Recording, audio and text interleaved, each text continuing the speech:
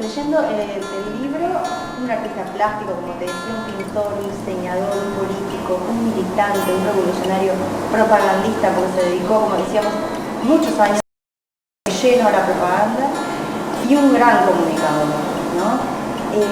Pero ¿cómo se definía él?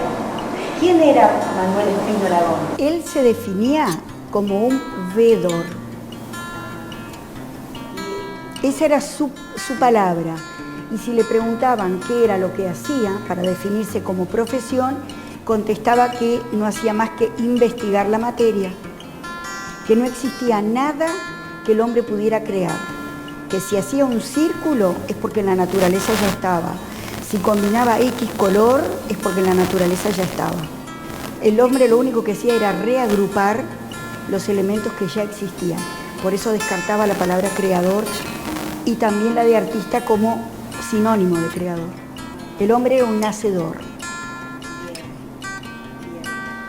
Una de las cosas fascinantes es que cuando hablamos de su obra nos estamos refiriendo también a multiplicidad de cosas, ¿no?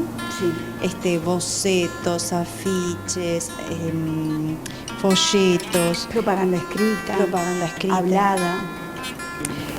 Lo cual, además de permitirnos ver un artista completo, nos posibilita rastrear los procesos artísticos por los cuales él atravesó, porque él dejó mucho proceso de su obra, bocetos, no sé, garabatos, no sé si llamarlo así, pero dejó mucha cosa así. ¿Sabés que dejó tanto, que dejó todas las servilletitas de papel que en los bares, mientras esperaba a alguien, hacía infinitamente perfiles, que era lo que hizo cuando él tenía 5 años y falleció su madre, y el padre, para entretenerlo, en la puerta del rancho de madera le dibujó con un pedazo de yeso un perfil militar, tipo de kepi, una cosa así, de sombrero, y él repasaba ese perfil con 5 años como única diversión en el medio del campo.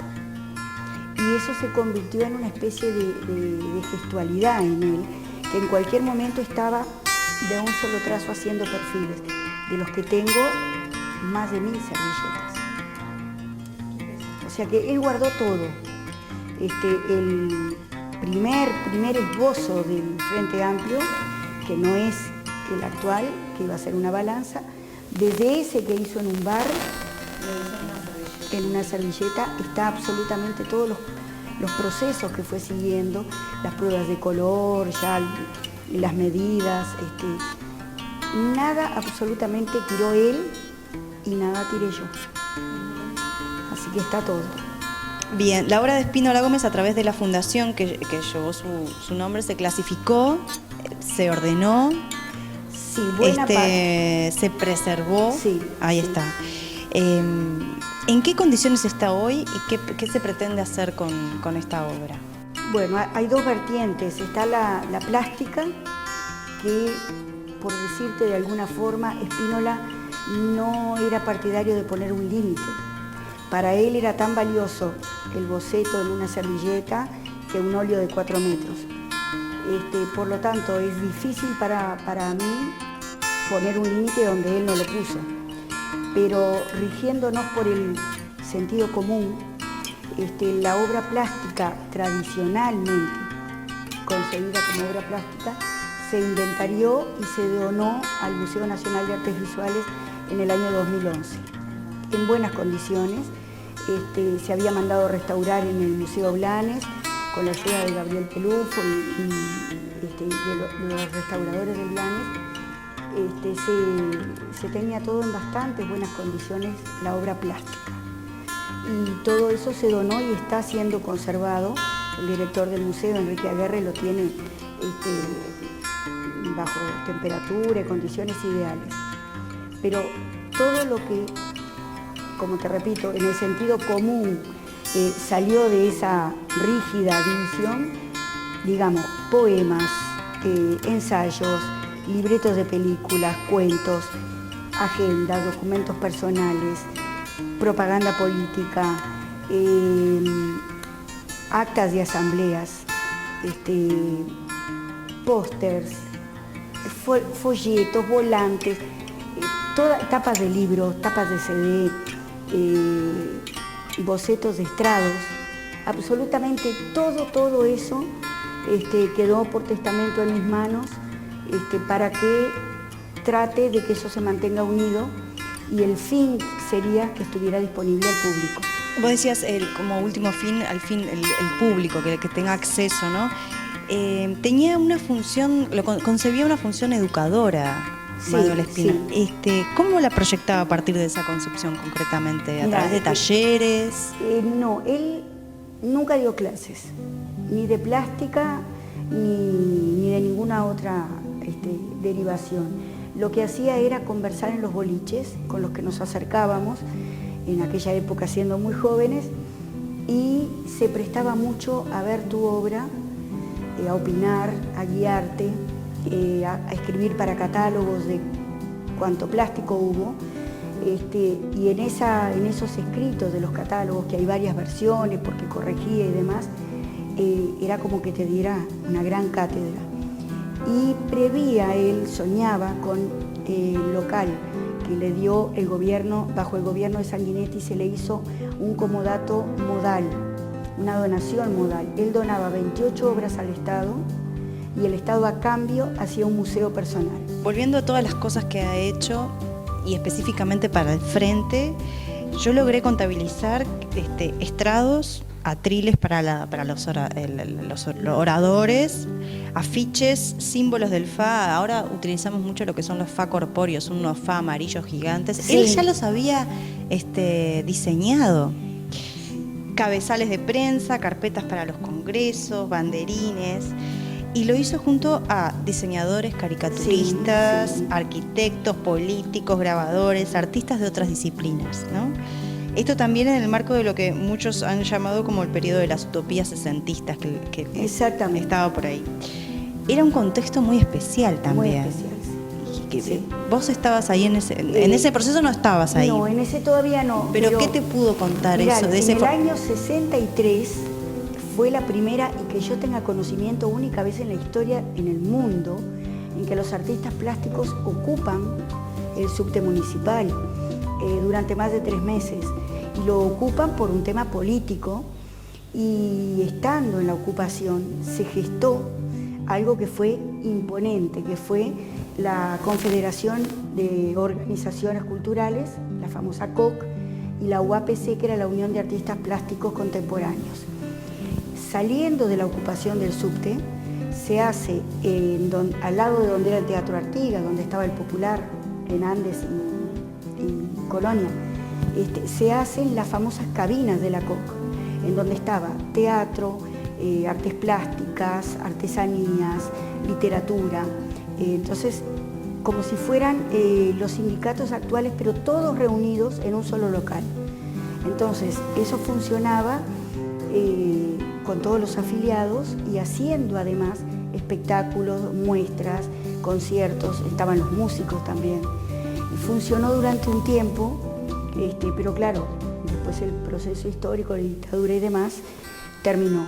Pero él lo concibió como un enorme sindicato que reuniera toda la parte, digamos, que a él no le gustaba decir artística. Más bien vedora.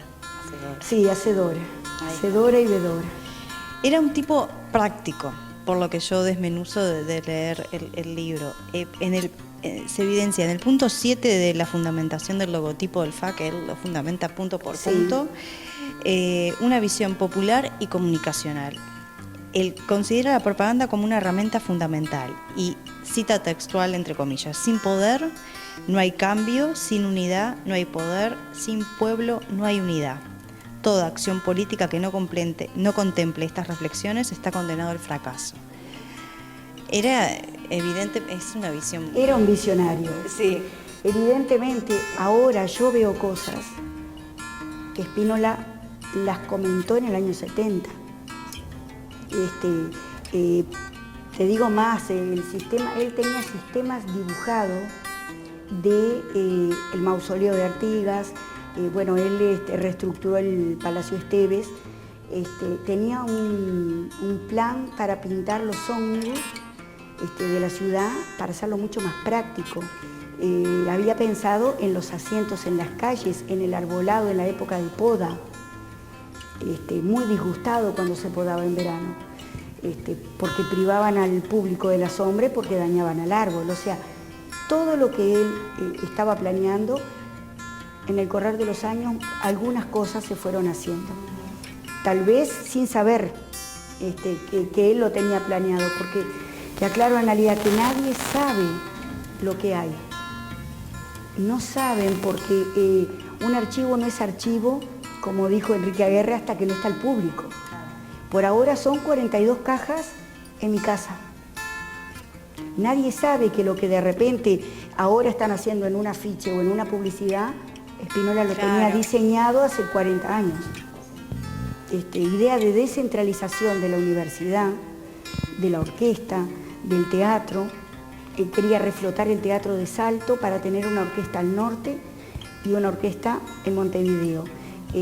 Dispersar para Colonia toda la parte de cine, porque estaban cerca de Buenos Aires, que era más viable, y llevarlo plástico para el este, cosa de que el país tuviera libre acceso y no tener que venir a Montevideo para entrar al Solís, teniendo en Salto un teatro maravilloso. O sea, la descentralización fue una de sus preocupaciones. Otra gran preocupación que tuvo y que ahora se está tomando era el salvar los testimonios. Él quería que grabaran a alguien trabajando el cuero, trabajando el hueso, a un afilador, a un colchonero, porque eran profesiones que caían en desuso. Claro. Y de hecho sucedió, lamentablemente, no sé si todos han quedado documentados. Después en otra parte del libro dice, cita textual, ¿no? Cuando empecé a militar en la llamada izquierda, di comienzo al periodo más fermental de mi existencia, cuya duración fue aproximadamente de 10 años muy intensos, con abandono completo de la trayectoria pictórica que había emprendido décadas atrás. Hace un ratito estábamos hablando de eso. Esa frase da cuenta de su entrega y compromiso total a una causa, ¿no? Cómo se concentraba en la idea. Día y noche. Eso mismo. Y llegaba a ser casi como una obsesión. Mira, no sé. Era como, llegó al extremo, que puede resultar muy gracioso, pero pinta un poco lo que era. Había una cebra, parlante se llamaba, que era que la gente se iba a asombrar mucho al ver pasar por la calle del pueblo o por el 18 de julio una cebra de cuero, imitación cuero, enorme, gigante, pero que de la barriga salía un parlante con la propaganda del frente. ¿Eso se llegó a concretar? No, pero tengo el dibujo. Tengo el dibujo. La idea. Ahí está. Sí se llegó a concretar una paloma gigante, gigante, que la paseaban entre los militantes. Sí, hay registro de eso, creo, ¿o no? No, de esa no hay registro. Que Olga Larnodí, que escribe también en el libro, recuerda que ella era jovencita y cuando vio esa paloma, se definió por el Frente Amplio, por el Fidel, automáticamente. Era gigante y la paseaban entre los militantes por arriba de las cabezas en un acto que culminó en lo que sí está documentado con esa estructura de madera, que creo que has podido ver la foto por detrás, inmensa, y en donde todo él también metía mano en cuanto carpintero, para ayudar a Campaña y los hermanos que hacían todo esto. Spínola Gómez fue el gran constructor de nuestra imagen, ¿no? O sea, de la imagen que tenemos hoy, de nuestra identidad. Hay una cosa muy linda que decís en el libro, al comienzo, y dice así: en 1971, lucir la escarapela del Frente Amplio era el símbolo de mayor orgullo en aquella adolescencia tumultuosa. La F y la A, siempre fácil de reproducir, como cuenta un amigo, era tan fácil sacar la tiza del bolsillo de la túnica e ir escribiendo en las paredes vuelta a casa. Eso es precioso en realidad, como lo contás y sigue diciendo, cuenta la anécdota. Pero esa capacidad también de lo simple. Sí, que era lo que él quería. Que era lo que él quería y que muchas veces no lo vemos. Sí. Pero por lo tan simple que es, ¿no? Sí. Por eso descartó la balanza, porque le pareció más complicada de reproducir en lo que él decía la noche que se venía, iba a ser más rápido reproducir FA y disparar que otros símbolos. Y en un momento también del libro dice tú supiste valorar esos papelitos. Esos papelitos son historia. Exacto, es registro de Sí. nuestra memoria. Y que yo no lo sabía porque cuando él se mudó de Avenida Brasil al local en el año 89, eran cajas y cajas y yo le decía, vamos a abrirlas para que me expliques qué tengo que hacer con esas cajas que me sentencias. Y me decía, salga de ahí, no moleste. Pero ¿y qué voy a hacer con todo eso? Usa el sentido común, ya se va a dar cuenta de lo que hacer. Y cuando las empezamos a abrir, te puedo decir que era de llorar, de emoción, digo, porque encontrabas cosas que no te imaginabas jamás. ¿Qué sentiste? Esas cajas ¿encontraste alguna otra cosa más al abrir esas cajas de Pandora? Y aparecieron en las famosas cajas lo que todo el mundo había negado, su afiliación al Partido Comunista, bueno, todo el material de su viaje a la URSS en el año 57.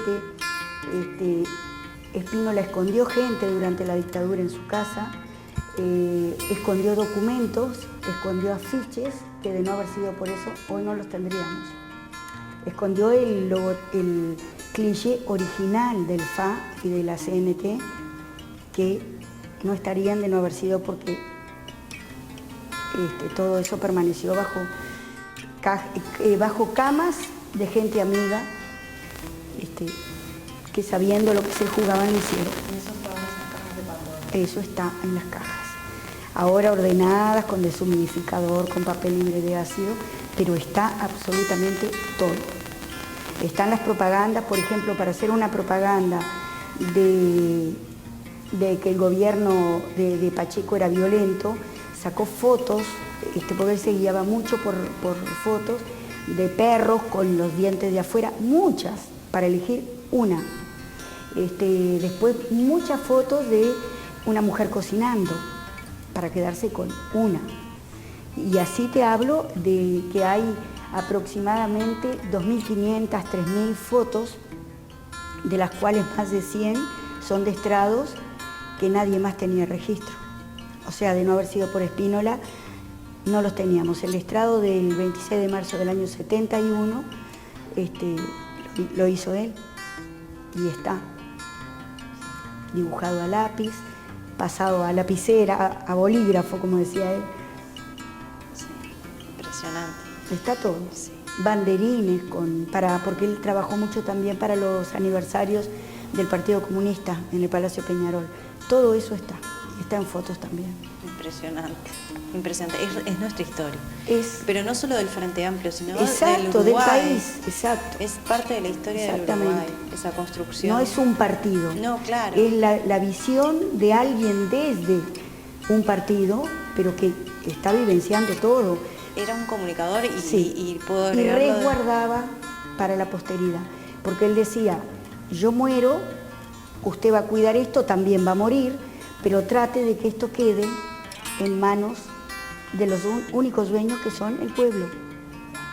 Si yo hice, dice, un logo que en su momento no sé si se pretendió cambiar o anexar al de Encuentro Progresista, no funcionó, sobrevivió el FA. Si yo lo hice es porque yo fui uno más de ellos.